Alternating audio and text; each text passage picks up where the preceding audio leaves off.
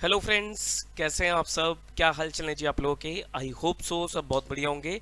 और मैं उम्मीद करता हूं सर आप लोगों की कमिंग अटेम्प्ट मई 22 के लिए सर जो आपके जस्ट 10 दिन में एग्जाम्स हैं, प्रिपरेशन आपकी अच्छी चल रही होगी और हो भी चुकी होगी। ठीक है, कोई बात नहीं, एक नॉर्मल सी चीज़ है सर कि प्रिपरेशन अभी पूरी नहीं हुई है, थोड़ा डर लग रहा है, कॉन्फिडेंस कम आ रहा है, तो सर ये नॉर्मल सी चीज़ है। डर लगना एक नॉर्मल चीज़ है, मैं तो ये मानता हूँ सर, डर लगना एक नॉर्मल चीज़ है। डर के आगे जीत होती है, ठीक। लेकिन आपको सर हिम्मत नहीं हारनी है। सबसे मेन चीज़ क्या है, आपको हिम्मत नहीं हारनी है। हिम्मत हार जाओगे तो सर रह जाओगे। हिम्मत नहीं हारनी है, जितना हो सकता है बस लगे रहो। सबसे मेन चीज है लगे रहो। लगे रहोगे लगे रहोगे लगे रहोगे, कुछ ना कुछ आपको जरूर मिल जाएगा, ठीक। हिम्मत हार जाओगे, बीच में छोड़ दोगे तो सर फिर तो कोई फायदा ही नहीं है ना, ठीक। तो आपको लगे रहना सर। सीए एग्जाम्स है, कोई छोटी मोटी चीज नहीं कर रहे आप। सीए एग्जाम्स है, सीए एग्जाम्स इंडिया के सर टफेस्ट एग्जाम में से एक आता है। तो आप सबसे पहले इस चीज़ का प्राउड फील किया करो कि मैं इंडिया का जो सबसे टफेस्ट एग्जाम है उसको फेस कर रहा हूँ। तो उसके लिए सर डर लगना एक नॉर्मल चीज़ है, ठीक। अगर डर नहीं लगता तो सर हर कोई बंदा सीए कर लेता, हर कोई बंदा सीए बन जाता। लेकिन इंडिया की 135 करोड़ की आबादी में से सिर्फ 2 से 2.5 लाख सीए हैं, तो ये बहुत बड़ी चीज़ है, ठीक। तो आप उसी एग्जाम को फेस करने जा रहे हो, तो बिल्कुल नॉर्मल रहो, स्टे काम। फ्रस्ट्रेटेड नहीं होना। जनरली क्या होता है, इस टाइम पे बच्चा फ्रस्ट्रेट हो जाता है, फ्रस्ट्रेटेड रहता है कि भाई मतलब परसों ही मेरी एक किसी बच्चे से बात हो रही थी, वो कहता है सर मैं इतना फ्रस्ट्रेट हो गया हूँ कि मैं चीज़ें तोड़ने लग गया हूँ। क्यों भाई? चीज़ें तोड़ के क्या हो जाएगा? अपना ही नुकसान कर रहे हो। चीज़ें तोड़ के क्या आप एग्जाम क्लियर कर लोगे? नहीं सर। फ्रस्ट्रेट नहीं होना, रिलैक्स रहो, जो हो रहा है देखा जाएगा। बस आप अपना 100% दो, आप अपना एफर्ट लगाए रखो, बाकी सर भगवान पे छोड़ दो, जो होगा देखा जाएगा, ठीक। रिजल्ट आउटकम के बारे में नहीं सोचना, एफर्ट लगाओ। एफर्ट के बारे में सोचना है कि मुझे कितना एफर्ट लगाने हैं, जितने लग रहे हैं लगाए जाओ, बस पीछे नहीं हटना। क्या होता है कि हम आधे से ज्यादा समय ना इसी चीज में खराब कर देते हैं कि भाई अभी ये कर रहा हूं, बाद में ये भी करना है, वो भी करना है, वो भी करना है। करना तो बहुत कुछ है जिंदगी में सर, अगर आप उसी के बारे में सोचते रहोगे तो एक भी काम नहीं कर पाओगे, ठीक। सोचना बंद करो, करना शुरू करो, ठीक है जी। 10 दिन है, 10 से 15 दिन है, जो भी आपकी कमियां हैं उसको अभी भी आप दूर कर सकते हो, लेकिन हिम्मत नहीं हारनी है, लगे रहो, ठीक है जी। चलो भाई, तो CA inter accounts and advance accounts and audit, ये 3 टॉपिक मैं लेता हूं। तो अब समय आ गया है सर, मैं आपको लास्ट मोमेंट टिप्स दे दूं। हर बार एग्जाम से पहले मैं आपके लिए एक लास्ट मोमेंट टिप्स लेके आता हूं कि भाई तीनों सब्जेक्ट को आप किस तरीके से कवर करोगे। आज मैं आपको अकाउंटिंग की टिप्स दूंगा। उसके बाद जब आपका ग्रुप 1 का लास्ट एग्जाम होगा, दैट इज योर टैक्सेशन का एग्जाम होगा, उस दिन शाम को मैं आपको एडवांस अकाउंटिंग की टिप्स दूंगा कि 1.5 दिन में एडवांस अकाउंट की तैयारी कैसे करोगे। और फिर जब आपका जिस दिन एडवांस अकाउंट का एग्जाम होगा उसी दिन शाम को मैं आपको ऑडिट की टिप दूंगा कि 1.5 दिन में आप ऑडिट की तैयारी किस तरीके से करोगे। क्योंकि अकाउंट्स का पहला एग्जाम होता है, तो मैं आपको 1.5 दिन तो बोलूंगा नहीं, मैं आपको एटलीस्ट ये बोलूंगा कि 2 दिन लगा लेना, 2 दिन लगा लेना। अब बहुत कॉमन मिस्टेक जो बच्चे करते हैं इस समय, बच्चे सबसे कॉमन मिस्टेक क्या करते हैं कि सर एक एक हफ्ता पहले अकाउंट्स में लग जाते हैं और कोई सब्जेक्ट को हाथ भी नहीं लगाते। गाइस, उससे कोई फायदा नहीं होने वाला। जो तैयारी करनी थी आपने कर ली, जो तैयारी करनी थी आपने कर ली। अब ये लास्ट टाइम है कि आपको लास्ट टाइम पे रिवीजन कैसे करनी है और जो लास्ट मोमेंट का टाइम है वो कैसे आपको यूटिलाइज करना है। ये एक नॉर्मल सी चीज है कि सर जितना कम समय मिलता है हमें, हम उतनी ज्यादा अच्छी तैयारी करते हैं। जितना हमें ज्यादा समय हम अपने पास रखेंगे उतने हम ज्यादा लीनियंट हो जाएंगे, उतने हम ज्यादा कंफर्ट में आ जाएंगे, उतनी हमारी तैयारी खराब होगी। तो आप एक एक हफ्ता पहले सोचोगे कि मैं अकाउंट्स की तैयारी में लग जाऊंगा, उससे कोई फायदा नहीं होगा। उससे बस ये होगा कि आपने अपने आप को कंफर्ट जोन में डाल लिया, आप लीनियंट हो जाओगे, तैयारी अच्छी नहीं हो पाएगी। जब तक आप अपने ऊपर प्रेशर नहीं डालोगे तब तक आप तैयारी, प्रिपरेशन और परफॉर्मेंस अच्छी नहीं दे पाओगे, ठीक। तो आपको अपने ऊपर प्रेशर थोड़ा डालना पड़ेगा, ठीक। प्रेशर डालने का तरीका यही है, मैं आपको यही बोलूंगा कि सर अभी जैसा आपका शेड्यूल है वैसे करते रहो और सब्जेक्ट्स भी पढ़ो। बस 13 और 14, 15 को आपका एग्जाम है, 13 और 14 2 दिन आपको सिर्फ अकाउंट्स के लिए रिजर्व रखना है। इससे पहले आपको एक्सक्लूसिवली अकाउंट्स नहीं करनी है, ठीक। उससे पहले आप जो कर रहे हो वो करते रहो, कोई और सब्जेक्ट भी पढ़ना है कोई और सब्जेक्ट भी पढ़ लो, लेकिन एक्सक्लूसिवली आपको 2 ही दिन अकाउंट्स के लिए रखने हैं, that is your 13th and 14th, बस, ठीक। ये 2 दिन आपको अकाउंट्स करनी है। गाइस, अकाउंट्स के लिए तो फिर भी मैंने 2 दिन आपको दिए हैं, उसके बाद के पेपर्स के बारे में सोचो, वहां पर आपको 2 दिन पूरे मिलने भी नहीं वाले, सिर्फ आपको 1.5 दिन मिलेगा। तो वो 1.5 दिन के अंदर भी तो आप तैयारी करोगे, तो why to give so many days in accounts, इतनी पार्शियलिटी क्यों, ठीक। तो आपको इतना टाइम नहीं देना। हाँ, मैं ये जरूर मानता हूं कि सर पहला पेपर अगर अच्छा हो जाता है, पहला पेपर अगर अच्छा हो जाता है, बढ़िया हो जाता है, तो आपका कॉन्फिडेंस अच्छा हाई रहता है, आप बूस्टअप रहते हो फॉर अदर एग्जाम्स। और पहले पेपर खराब हो गए तो सर काम खराब हो जाता है, ठीक। लेकिन जैसा भी पेपर हो सर आपको टेंशन नहीं लेनी है, आपको बस अपनी तैयारी को अच्छा रखना है, जितना आप कर सकते हो उतना आप अच्छे से करके जाओ। आप 100% सिलेबस नहीं कवर कर पा रहे, कोई दिक्कत वाली बात नहीं है। 90% भी अगर आपका सिलेबस कवर कर लिया आपने तो सर कोई दिक्कत वाली बात नहीं है। एक चैप्टर आपको नहीं भी आता छोड़ दो सर, कोई बात नहीं। अगर आपको एक चैप्टर नहीं आता, मान लो आपको ब्रांच अकाउंट्स नहीं आता, तो छोड़ दो सर ब्रांच अकाउंट्स को, फिलहाल के लिए छोड़ दो। बाद में जब रिवीजन का टाइम होगा तो ऊपर ऊपर से चीजें देख जाना, कोई बात नहीं। ब्रांच नहीं आता ना, छोड़ो। बाकी सब्जेक्ट, बाकी जो चैप्टर है एटलीस्ट उनको तो पक्का कर लो। हम क्या करते हैं कि सर जो चैप्टर नहीं आता उसी में दिमाग खराब करते रहेंगे, उसी में लगे रहेंगे। इस चक्कर में क्या होगा, बाकी चैप्टर के भी हमें चीजें भूलनी शुरू हो जाती हैं। नहीं सर, ऐसा नहीं करना आपको। जो चैप्टर नहीं आ रहा लीव दैट, छोड़ दो उसे, बाद में देखेंगे। जो कर लिया है उसे पक्का कर लो, ठीक। और सिर्फ 2 ही दिन आप अकाउंट्स में दोगे, 13 और 14। उससे पहले आपको एक्सक्लूसिवली अकाउंट्स नहीं पढ़नी है। उससे पहले सर आप अदर सब्जेक्ट्स भी पढ़ो, मॉक टेस्ट कोई देना है तो मॉक टेस्ट दे दो, ये सब चीजें करो, लेकिन 2 दिन आपको एक्सक्लूसिवली अकाउंट्स के लिए रखने हैं। प्रैक्टिस बैच मैंने सर आप लोगों का लिया था, अकाउंट्स का और एडवांस अकाउंट्स का, दोनों में मैंने लगभग 12 लेक्चर आपके ले लिए। और दोनों में, अकाउंट्स और एडवांस अकाउंट में, दोनों में मेरे ख्याल 2 या 3 चैप्टर बचे होंगे। अब वो 2 या 3 चैप्टर के लिए सर आप मेरी वेट मत करो, आप सर अब अपने आप से वो 2-3 चैप्टर कर लो। आपको पता लग गया है कि मैं करवाता क्या हूं, आरटीपी और पास्ट एग्जाम क्वेश्चंस को कराता हूं। तो आप वो 2-3 चैप्टर जो आपके बचे हुए हैं उनमें आरटीपी और पास्ट एग्जाम क्वेश्चन खुद से कवर कर लो, ठीक। जो डाउट आएगा तो आप, मेरा व्हाट्सएप नंबर आ रहा होगा, ये जो स्क्रॉल हो रहा है इसमें आपको मेरा व्हाट्सएप नंबर दिखेगा 9717 वाला, आप मुझे व्हाट्सएप करके अपना कोई डाउट हो तो वो पूछ सकते हो, ठीक। बाकी मुझे टाइम लगा तो सर मैं आपको डेफिनेटली जो रिमेनिंग चैप्टर्स है उनका आपको बैच वीडियो डाल के दे दूंगा। बट अभी आपको उसकी वेट नहीं करनी है, जो बचे हैं सर आप उसको खुद से खत्म कर लो और अपना लास्ट टाइम की रिवीजन पे आ जाओ, ठीक है जी। आइए जी, अब मैं आपको कुछ दिखाता हूं इंपॉर्टेंट चीज, that is your last moment tips, कि सर किस तरीके से हम अपने सब्जेक्ट को, अकाउंट्स के सब्जेक्ट को लास्ट के टाइम में, लास्ट मोमेंट में कवर करके चलेंगे। आइए जी, तो यहां पर मैंने आपके लिए कुछ स्ट्रेटजी बना रही है, आपको ये स्ट्रेटजी फॉलो करनी चाहिए टू गेट गुड मार्क्स, ठीक। देखो भाई, last moment tip for C inter accounts May 22 exam आपके लिए 2 दिन बहुत इंपॉर्टेंट है, दैट इज योर 13th और 14th। 15 को तो आपका एग्जाम ही है, तो 13th और 14 ये 2 दिन आपको सिर्फ और सिर्फ क्या करनी है, अकाउंट्स करनी है, ठीक। अगर मैं 13th की बात करूं, 13th में संडे को आपका एग्जाम है, तो 13th में हो गया आपका फ्राइडे, ठीक। क्या करोगे सर, 13 से आप पूरी अकाउंट शुरू कर देना, उससे पहले कोई फायदा नहीं है।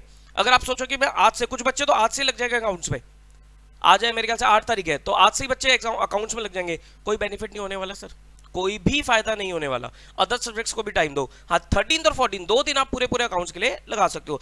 आगे जाके मैं एडवांस अकाउंट्स और ऑडिट की स्ट्रेटजी तो आपको 1.5 दिन के अंदर देने वाला हूं, कि 1.5 दिन में आपको एडवांस अकाउंट्स और ऑडिट करना है, तो वो भी तो करोगे, ठीक। तो आइए जी, तो 13th आपका जो पहला दिन रहेगा, डे 1, 13th को आप लगभग 6:30 या 7 बजे उठ जाना, मतलब 6:30-7 बजे आप पढ़ने बैठ जाना। उठोगे तो आप एटलीस्ट इससे आधा घंटा पहले ही उठ के थोड़ा बहुत आप मेडिटेशन या वर्कआउट वगैरह जो भी आप करते हो वो कर लेना, जो आपके दिनचर्या के काम है वो कर लेना, लेकिन 6:30 या 7 बजे आप पढ़ने बैठ जाना। आप इससे पहले पढ़ने बैठ सकते हो तो दैट्स वेल एंड गुड, वो आप थोड़ा बहुत कस्टमाइज कर लेना, लेकिन एक नॉर्मल स्टूडेंट की बात करूं तो बच्चा 6:30 या 7 बजे पढ़ने बैठ जाता है, ठीक।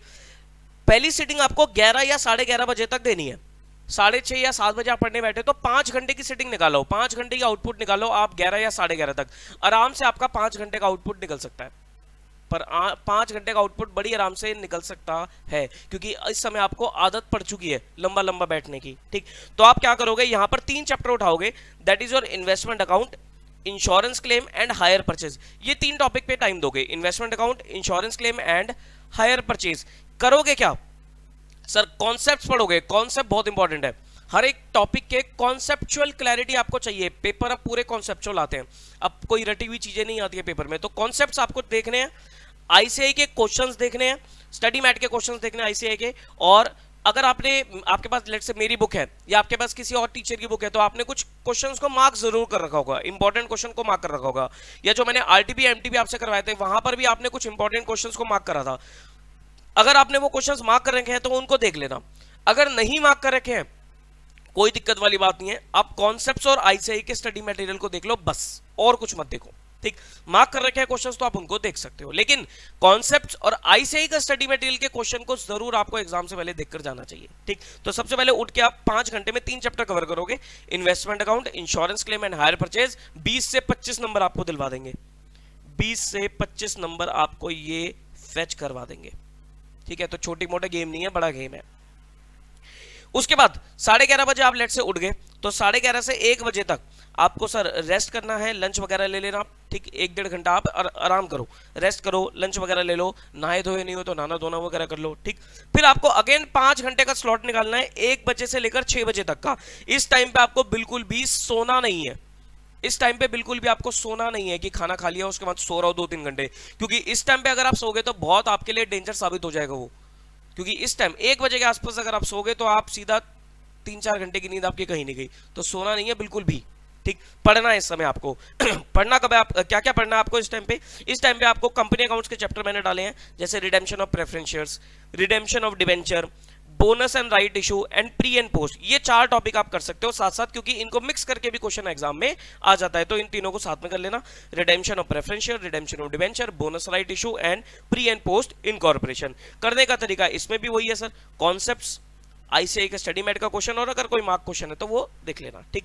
6 बजे आप उठ जाओ, 1 घंटे का आप अगेन दोबारा रेस्ट लो, 1 घंटे का रेस्ट लो, इसमें आप रेस्ट कर लो। यहां पर अगर आपको नैप लेनी है, यहां पर अगर आपको 20-30 मिनट की नैप लेनी है तो आप शॉर्ट नैप यहां पर ले सकते हो। सर इवनिंग में सोया नहीं जाता, सोना पड़ेगा, क्योंकि एग्जाम देकर आओगे आप, 5 बजे आओगे, 6 बजे घर पहुंचोगे, तो आते ही क्या करोगे, पढ़ने थोड़ी ना बैठ जाओगे, आते ही आपको आधा घंटा 1-1.5 घंटा सोना पड़ेगा, ठीक। तो यहां पर आपको नैप ले लेनी चाहिए, ठीक। नैप लेने के बाद दोबारा आप 7 बजे बैठोगे, ठीक। 7 बजे बीच में आप डिनर का टाइम निकाल लेना, ये जो मैं आपको लास्ट स्लॉट दे रहा हूँ 7 से 11, 11:30 का, इसमें आप आधा घंटा डिनर के लिए बीच में निकाल लेना, लेकिन बस वो डिनर करके पढ़ने बैठ जाना सीधा, ये नहीं कि डिनर करके फिर आप रिलैक्स कर रहे हो, टीवी देख रहे हो, नहीं, बट डिनर करा 15-20 मिनट के अंदर अंदर फिर पढ़ने बैठ गए, तो बीच में निकाल लेना, ठीक। तो 7 से 11, 11:30 लास्ट सिटिंग आपको 4-4.5 घंटे की निकालनी है, और इसमें आप क्या करोगे, सारे अकाउंटिंग स्टैंडर्ड करोगे। 4-4.5 घंटे में आपके सारे अकाउंटिंग स्टैंडर्ड ग्रुप 1 के हो सकते हैं। स्टैंडर्ड है ही कितने सर, AS1 है, AS2 है, AS3 को मैंने यहां डाला ही नहीं, AS3 को रहने देना, क्योंकि AS3 आपका चैप्टर के साथ कवर होगा, 3 को भी हटा दिया। उसके बाद AS3 के बाद आता है 10, AS10 आ जाएगा आपका प्रॉपर्टी प्लांट एंड इक्विपमेंट का, 11 है, 12 है, 16 है, ठीक, 13 भी नहीं डाला मैंने, ठीक। तो ये आपके स्टैंडर्ड है, 1 2 3 4 5 6 स्टैंडर्ड है, बस 6 स्टैंडर्ड आप आराम से कवर कर सकते हो 4 घंटे में, ठीक। तो 4 घंटे में मैंने आपके सारे अकाउंटिंग स्टैंडर्ड डाले, कॉन्सेप्ट्स पढ़ने हैं, आईसीआई का क्वेश्चन करना है और मार्क क्वेश्चन करना है, ठीक है जी। तो ये डे 1 की बात होगी। तो डे 1 में अगर आप मोटा मोटा बात करोगे, सर डे 1 में आप क्या कितने मार्क्स का कवर कर चुके हो, 20 से 25 नंबर ये आपने कवर करे, 20 नंबर के आसपास ये आपने कवर करे, 20 से 25 ये भी हो सकते हैं, और 20 नंबर के एएस कवर करे, तो सर 60 मार्क्स तो आप पहले दिन ही कवर करके, पहले दिन अगर आप ज्यादा कवर कर लेते हो ना तो आपका कॉन्फिडेंस लेवल हाई रहता है, अगले दिन आपको टेंशन नहीं होती है। पहले दिन ही अगर आप कम कवर करोगे तो अगले दिन आपके ऊपर प्रेशर अनड्यू बढ़ जाएगा और आप टेंशन में आ जाओगे, ठीक। तो पहले दिन आपने 60 मार्क की तैयारी कर ली है, confidence level will be very high, ठीक। उसके बाद सो जाओ सर, 11 बजे 11:30 बजे जब भी आपके एएस खत्म हो सो जाओ, नींद लो, अच्छे से नींद लो।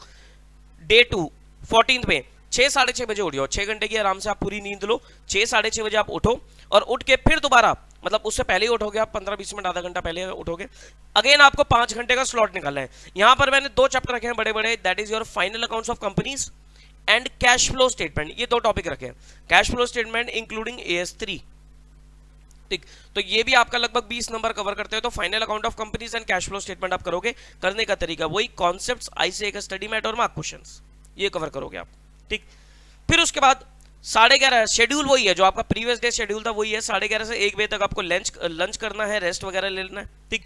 1 से 6 फिर दोबारा आप पढ़ाई करोगे 5 घंटे की, यहां पर आप टॉपिक करोगे ब्रांच अकाउंट और डिपार्टमेंटल अकाउंट, ठीक। अब देखो ब्रांच अगर आपको नहीं आता, तो 5 घंटे ये लगा लेना आप ब्रांच पे, ये जो मैंने 5 घंटे दिए हैं ये आप ब्रांच में लगा लेना। अगर आपको ब्रांच में कॉन्फिडेंस कम है तो इस 5 घंटे में जितना आप पढ़ सकते हो ब्रांच, जितना आप कवर कर सकते हो उतना आप कवर कर लेना, ठीक। टेंशन लेने की बात नहीं है। तो ब्रांच और डिपार्टमेंटल अकाउंट आपने करा, कॉन्सेप्ट्स पढ़ लिया, आईसीआई स्टडी मैट कर लिया और मार्क क्वेश्चन आपने देख लिए। फिर 6 से 7 वही सर, रेस्ट करो, नैप लो। इस टाइम नैप आपकी बहुत बढ़िया रहेगी, अगर आप इस टाइम नैप लोगे तो सर नींद, मतलब नैप, इस ये जो शाम का टाइम होता है इसमें एक तो ज्यादा लंबे समय तक आप सो नहीं पाओगे, ठीक। और आपका कहते हैं ना रिलैक्स भी हो जाएगा, माइंड रिलैक्स भी हो जाएगा, आधा पौने घंटे की आप नींद ले लोगे तो आपका माइंड रिलैक्स भी हो जाएगा।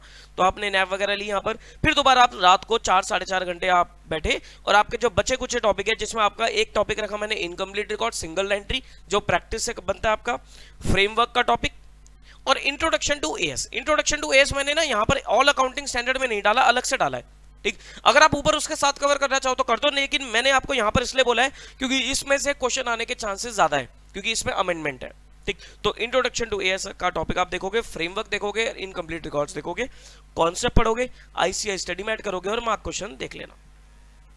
ठीक है जी, ये आपके 2 दिन की तैयारी होगी, 13 और 14, और आपका 14 पे सिलेबस पूरा कवर हो जाएगा अकाउंट्स का। देखो सर मैंने 2 दिन में ही सिलेबस कवर करा दिया, अगर आप 5-5 6-6 दिन पहले अकाउंट स्टार्ट कर दोगे, 4 दिन भी पहले स्टार्ट कर दोगे, फायदा क्या है, 2 दिन में भी सिलेबस हो सकता है सर। ठीक है जी, तैयारी जो करनी थी वो आप कर चुके हो, अब आप सोचोगे कि मैं कोई नई चीज उठा के कर लूंगा, वो नहीं हो सकता, जो करना था आपने कर लिया, अब it's time to recapitulate those things जो आपने कवर किया है। ठीक, और लास्ट जो आपका एग्जाम डे है 15 में, वो भी सर आपको यूजफुल फ्रूटफुल आपको निकालना है। उसमें क्या करोगे आप, लगभग 6 बजे के आसपास उठ जाओगे, 6 से 9:30, 3-3.5 घंटे आप पढ़ाई करोगे। 3.5 घंटे में आपको क्या करना है, 6 से 9:30 तक आपको 4 से 5 आरटीबीज उठाने हैं यहाँ पर आपको। हालांकि मैं आरटीबी आपको प्रैक्टिस बैच में कवर करा चुका हूं, लेकिन फिर भी आप एक बार खुद से उठा लेना आरटीबी, और आरटीबी के क्वेश्चंस देखो, 4 से 5 आरटीबी, पास्ट एग्जाम क्वेश्चन और एमटीबी। आरटीबी और एमटीबी जरूर कर लेना, पास्ट एग्जाम क्वेश्चन अगर आपके पास टाइम मिलता है तो कर लेना, नहीं तो कोई दिक्कत नहीं है, एटलीस्ट आरटीबी और एमटीबी जरूर करके जाना है। आरटीबी और एमटीबी को जरूर देख के जाना लास्ट के टाइम पे, 3-3.5 घंटे में एक बार फटाफट इसके ना पेजेस पलटने हैं। ऐसे नहीं कि एक क्वेश्चन उठा के आपने सॉल्व करना शुरू कर दिया, नहीं, फटाफट क्वेश्चन देखो, सॉल्यूशन देखो, मेन चीजें देखो, काम खत्म करो, फटाफट स्पीड बढ़ा के आपको आरटीबी एमटीबी करने हैं यहाँ पर।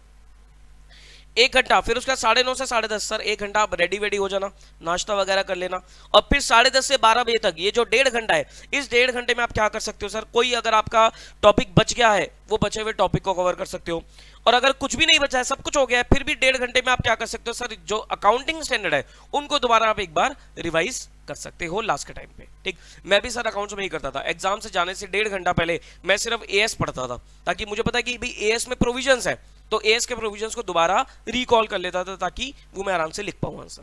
ठीक, तो एएस को आप लास्ट के 1.5 घंटे में दोबारा रिवाइज कर सकते हो।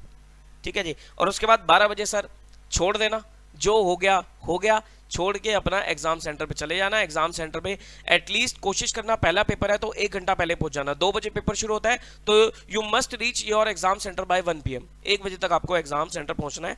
पहले तो हमारे टाइम में सर इतनी सुविधाएं नहीं थी, हम तो पहले एग्जाम सेंटर देखने भी चाहते थे कि एग्जाम सेंटर कहाँ पड़ा है, लेकिन अब तो कोई दिक्कत ही नहीं है सर, गूगल मैप पे सारी चीज अवेलेबल है, हर स्कूल गूगल मैप पे लिस्टेड है, तो आप आराम से अपने एग्जाम सेंटर पहुंच जाओगे। लेकिन फिर भी 1 बजे तक आपको एग्जाम सेंटर पहुंचना है, तो देख लेना आपका डिस्टेंस वगैरह कितना है, तो अकॉर्डिंगली आप थोड़ा टाइम से निकल जाना।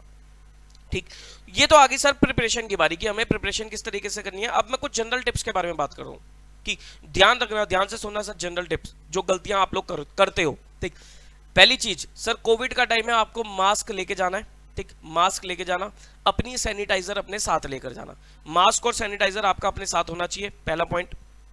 दूसरा पॉइंट, एडमिट कार्ड ले जाना। गलती क्या करते हैं सर, एडमिट कार्ड नहीं लेके जाते हैं, एडमिट कार्ड भूल जाओगे तो सर एंट्री नहीं है, फिर घर में से किसी को फोन करके बुलाओगे, उनको भी परेशान करोगे, अपना भी टाइम खराब करोगे। एडमिट कार्ड अपने साथ लेके जाना, जो भी आपका पेंसिल बॉक्स होता है उसके अंदर एडमिट कार्ड को प्रिंट आउट निकाल के अपने साथ रख लो। ठीक, सॉफ्ट कॉपी के चक्कर में मत रहना, प्रिंट आउट निकाल के अपने साथ रख लो पूरा एडमिट कार्ड। ठीक, मतलब वो वाला शीट निकाल लेना, इंस्ट्रक्शन छोड़ देना, वो वाला शीट निकाल देना जहां पर आपका शेड्यूल होगा, वहां पर इन्विजिलेटर को साइन करने होते हैं, तो वो वाला शीट आप पूरी प्रिंट आउट निकाल देना। मेरे ख्याल से 2 पेजेस में कवर होगा, तो 2 पेजेस अच्छे से प्रिंट आउट निकाल के अपने पेंसिल बॉक्स में डाल देना। ठीक है जी, एडमिट कार्ड हो गया। कैलकुलेटर ले जाना भाई साहब, कैलकुलेटर भूल जाते हो, कैलकुलेटर 2 एटलीस्ट कैरी कर लेना, एक कैलकुलेटर अगर भूल गया आपका, साथ छोड़ गया तो दूसरा काम आ जाएगा, तो 2 कैलकुलेटर आप अपने साथ रखो। Pen, black ballpoint pen से आपको काम करना होता है, तो सब पेन 2-3 अच्छे पेन लेके जाना। ऐसे भी बच्चे करते हैं कि सब पेन भर लिए इतने सारे। इससे मुझे याद आता है अपनी सिस्टर का इंसिडेंट। वो एग्जाम में था, उसने क्या किया है कि हमारे एग्जाम में वो थोड़ा पढ़ाई में ऐसी थी, तो वो इतने सारे पेन ले गई और एग्जाम में बाद में आके बता रही है घर पे कि पेन तो मैं भर के लेगी लेकिन चला एक भी नहीं। तो ऐसा मत करना, 3 या 4 पेन अच्छी क्वालिटी के बढ़िया वाले पेन, बॉल पेन अपने साथ रख लेना, ताकि अब एग्जाम में आपका कोई पेन साथ ना छोड़े। ठीक है जी, पेन की बात होगी। ठीक, स्केल पेंसिल आपको रिक्वायर्ड नहीं है, स्केल पेंसिल से कोई फॉर्मेट नहीं बनाना, आपको सीधा पेन से बनाना है। ठीक, फॉर्मेट प्रॉपर होना चाहिए आपका। ठीक, जो भी आप कर रहे हो सर, आपका फॉर्मेट प्रॉपर होना चाहिए, वर्किंग नोट एजम्पशन सही होनी चाहिए, वर्किंग नोट जरूर देखे आओगे, बिना वर्किंग नोट के आपको मार्क्स नहीं मिलेंगे। ठीक, जहां एजम्पशन की रिक्वायरमेंट है वहां पर आपको एजम्पशंस भी देनी है। ठीक, तो वर्किंग नोट और assumption should form part of your answer. ठीक है जी, साफ सुथरा करना, खुला खुला पेपर करना, ठीक। हर आंसर को एक सेपरेट पेज से शुरू करना, ये मैं आपको बता देता हूं। देखो प्रेजेंटेशन टिप्स पे ध्यान दो। मान लो ये आपकी शीट है, ये 2 शीट्स है लेट से, ठीक। यहां पर लेट से आपने क्वेश्चन नंबर 1 शुरू किया, क्वेश्चन नंबर 1 आपका एएस है, ठीक। तो अच्छा, क्वेश्चन नंबर 1 की भी बात करता हूं। कंपलसरी क्वेश्चन सबसे पहले मत शुरू करना। सबसे पहले क्या करना, आपको वो क्वेश्चन चूज करना है जो आपको सबसे अच्छे से आता है। चलो पहले मैं आपको उसी के बारे में बता देता हूं। पहले 15 मिनट कैसे यूटिलाइज करोगे। सब 15 मिनट आपको पेपर मिला, पेपर में 15 मिनट में आपको सबसे पहले क्वेश्चन वो चूज करना है जो आपको चॉइस में छोड़ देना है। वो निकाल लो क्वेश्चन जो आपको चॉइस में छोड़ देना। ऑब्वियसली जो आपको चैप्टर नहीं आता आप उसी का क्वेश्चन छोड़ोगे, ठीक। तो उसको काटा लगा दो कि आपके पेपर में एज इफ वो है ही नहीं, तो उसको आपने क्रॉस कर दिया।